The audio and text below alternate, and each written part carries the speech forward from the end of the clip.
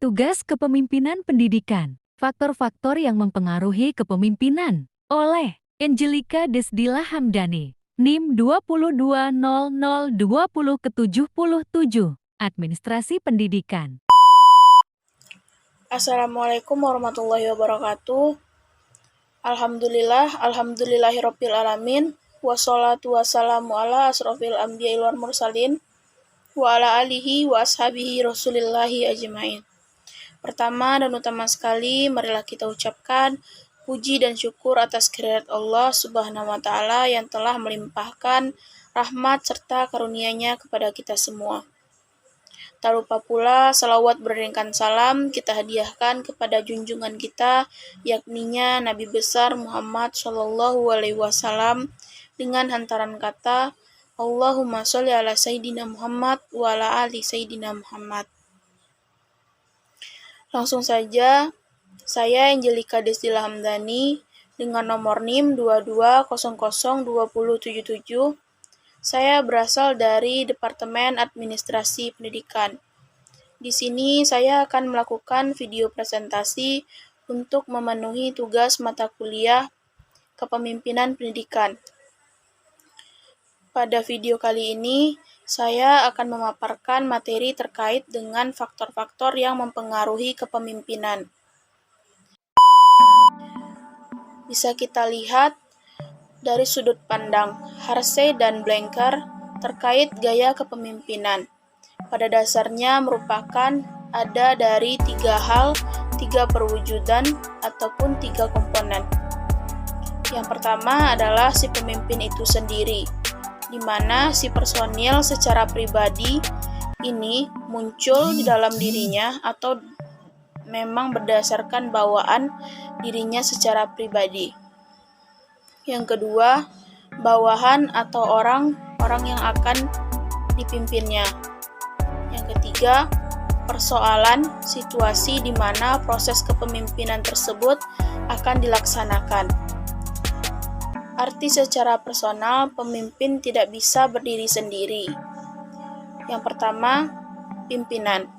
Pimpinan adalah seorang yang mampu mempengaruhi orang lain yang berada di lingkungannya ketika ia bekerja, dan orang tersebut mampu melakukan apa yang ia perintahkan untuk mencapai tujuan dari suatu lembaga atau organisasi tertentu. Organisasi akan berjalan sempurna sesuai dengan yang diharapkan jika pimpinan mereka memiliki kecakapan atau kemampuan, bahkan skill terhadap bidangnya.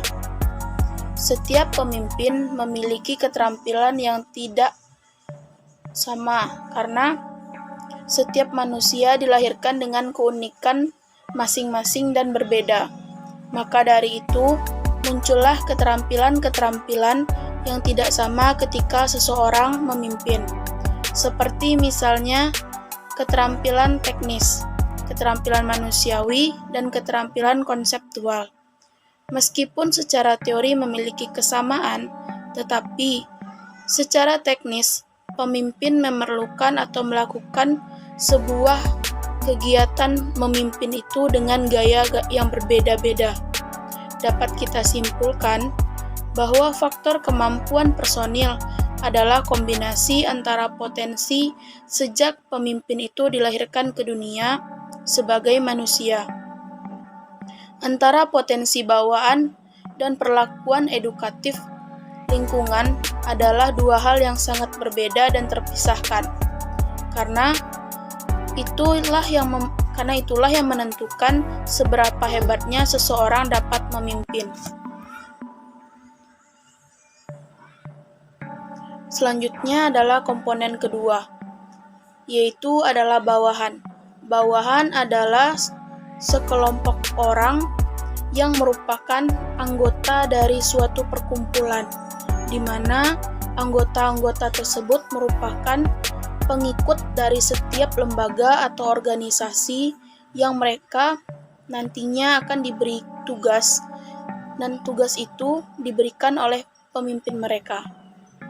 Lalu, secara bersamaan, Mereka akan menyepakati sesuatu yang ada di lembaga tersebut dan bersedia untuk melakukan dan melaksanakan tugas-tugas tersebut demi mencapai tujuan yang sudah ditetapkan organisasi tersebut sebelumnya.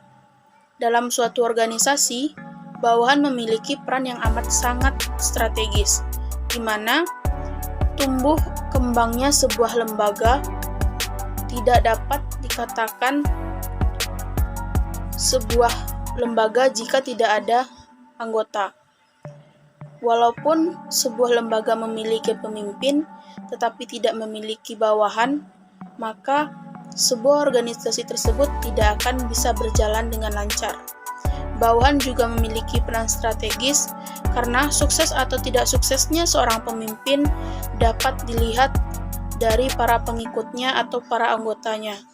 Oleh sebab itu, pemimpin dituntut untuk memilih atau menyeleksi bawahannya secara cermat agar nantinya dalam suatu organisasi tersebut, para bawahan ini dapat membantu pemimpin tersebut untuk mencapai tujuan dari organisasi.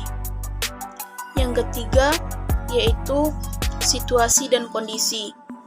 Situasi adalah di mana keadaan seorang pemimpin berusaha untuk mempengaruhi perilaku orang lain agar dapat dan mau ikut serta untuk mengikuti kehendaknya, di mana seorang pemimpin ini memberikan sebuah tugas kepada bawahannya dan bawahannya dapat melaksanakan tugas tersebut dengan baik dalam rangka mencapai tujuan yang sama, yaitu untuk tujuan bersama yang ditetapkan sebelumnya, seperti tujuan lembaga. Situasi ini adalah kondisi di mana yang harus ada untuk melengkapi perilaku kepemimpinan. Di saat situasi tidak menentu dan kacau, akan lebih efektif jika seorang pemimpin itu hadir, yang bersifat karismatik. Namun, jika kebutuhan organisasi adalah sulit untuk maju, karena anggota organisasi ini tidak progresif, maka yang diperlukan adalah seorang pemimpin yang transformasional. Begitulah situasi berbicara, ia juga memilah dan memilih kemampuan. Jadi, para pemimpin akan lebih tepat hadir di situasi dan kondisi yang tepat. Maka dari itu, situasi dan kondisi diperlukan untuk seorang pemimpin, di mana ia bisa meletakkan sesuai dengan situasi dan kondisi, sehingga suatu organisasi tersebut akan dapat berjalan dengan lancar. Baiklah, hanya sekian yang dapat saya sampaikan. Mohon maaf apabila ada kesalahan. Wabillahi taufiq wal hidayah. Wassalamualaikum warahmatullahi wabarakatuh.